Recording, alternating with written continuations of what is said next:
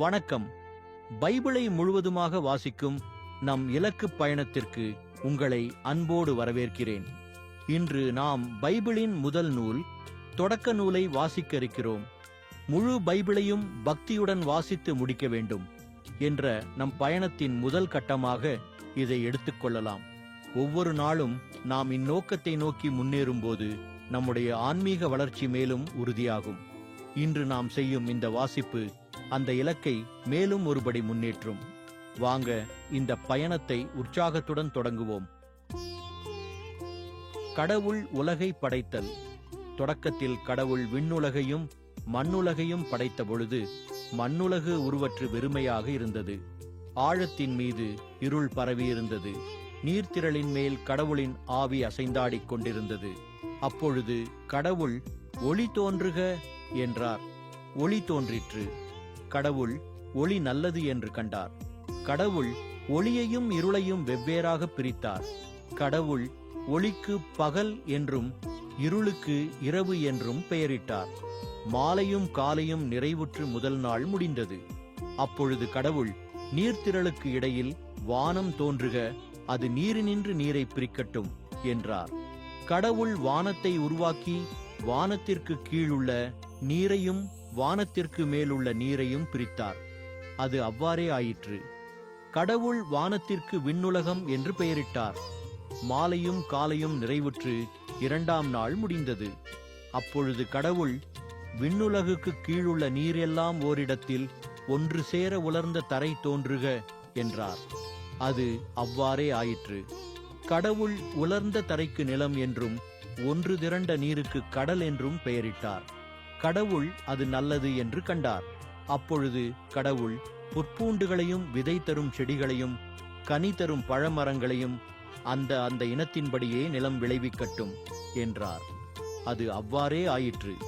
புற்பூண்டுகளையும் விதையை பிறப்பிக்கும் செடிகளையும் கனிதரும் மரங்களையும் அந்த இனத்தின்படி நிலம் விளைவித்தது. கடவுள் அது நல்லது என்று கண்டார்.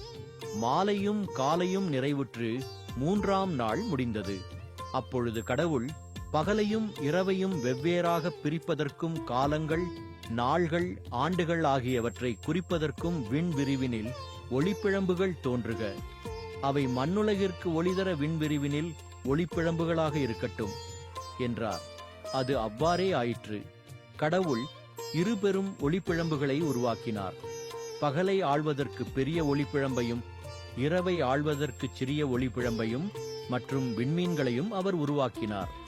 கடவுள் மண்ணுலகிற்கு ஒளிதர விண்ணுலக வானத்தில் அவற்றை அமைத்தார். பகலையும் இரவையும் ஆள்வதற்கும் ஒளியையும் இருளையும் வெவ்வேறாக பிரிப்பதற்கும் அவற்றை அமைத்தார். கடவுள் அது நல்லது என்று கண்டார். மாலையும் காலையும் நிறைவுற்று நான்காம் நாள் முடிந்தது. அப்பொழுது கடவுள் திரளான உயிரினங்களை தண்ணீர் தோற்றுவிப்பதாக விண்ணுலக வானத்தில் நிலத்திற்கு மேலே பறவைகள் பரப்பனவாக என்றார். இவ்வாறு கடலின் பெரும் பாம்புகளையும் திரள் திரளாக நீரில் நீந்தி வாழும் உயிரினங்களையும் இறக்கையுள்ள எல்லாவித பறவைகளையும் அவ்வவற்றின் இனத்தின்படி கடவுள் படைத்தார். கடவுள் அது நல்லது என்று கண்டார்.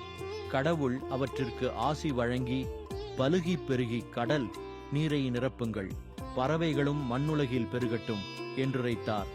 மாலையும் காலையும் நிறைவுற்று ஐந்தாம் நாள் முடிந்தது.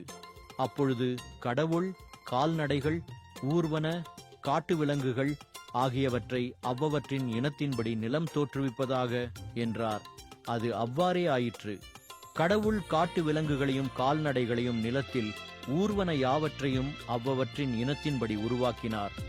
கடவுள் அது நல்லது என்று கண்டார். அப்பொழுது கடவுள் மானிடரை நம் உருவிலும் நம் சாயலிலும் உண்டாக்குவோம். அவர்கள் கடல் மீன்களையும் வானத்து பறவைகளையும் கால்நடைகளையும் மண்ணுலகு முழுவதையும் நிலத்தில் ஊர்வன யாவற்றையும் ஆளட்டும் என்றார். கடவுள் தம் உருவில் மானிடரை படைத்தார்.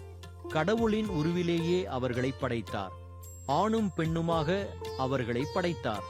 கடவுள் அவர்களுக்கு ஆசி வழங்கி பலுகி பெருகி மண்ணுலகை நிரப்புங்கள், அதை உங்கள் ஆற்றலுக்கு உட்படுத்துங்கள், கடல் மீன்கள் வானத்து பறவைகள் நிலத்தில் ஊர்ந்து உயிர் வாழ்வன அனைத்தையும் ஆளுங்கள் என்றார். அப்பொழுது கடவுள் மண்ணுலகெங்கும் உள்ள விதை தரும் செடிகள், பழமரங்கள் அனைத்தையும் உங்களுக்கு நான் கொடுத்துள்ளேன். இவை உங்களுக்கு உணவாகட்டும். எல்லா காட்டு விலங்குகள், வானத்து பறவைகள், நிலத்தில் ஊர்வன ஆகிய அனைத்து உயிரினங்களுக்கும் பசுமையான செடிகள் அனைத்தையும் நான் உணவாக தந்துள்ளேன் என்றார். அது அவ்வாறே ஆயிற்று. கடவுள் தாம் உருவாக்கிய அனைத்தையும் நோக்கினார். அவை மிகவும் நன்றாயிருந்தன. மாலையும் காலையும் நிறைவுற்று 6ஆம் நாள் முடிந்தது. நாள்தோறும் இந்த பயணத்தில் நீங்களும் பங்கேற்றால் பைபிளை முழுமையாக வாசித்து முடிப்போம். இது நம் வாழ்க்கையிலும் ஆன்மாவிலும் பெரிய மாற்றத்தை ஏற்படுத்தும். இந்த பயணம் உங்களுக்கு நம்பிக்கையையும் சமாதானத்தையும் கொடுத்தால் இந்த வீடியோவை லைக் செய்யவும் சப்ஸ்கிரைப் செய்யவும் மறக்க வேண்டாம். பகிர்ந்து மற்றவர்களையும் இந்த பயணத்தில் சேருங்கள். நாளை மறக்காமல் வாருங்கள்.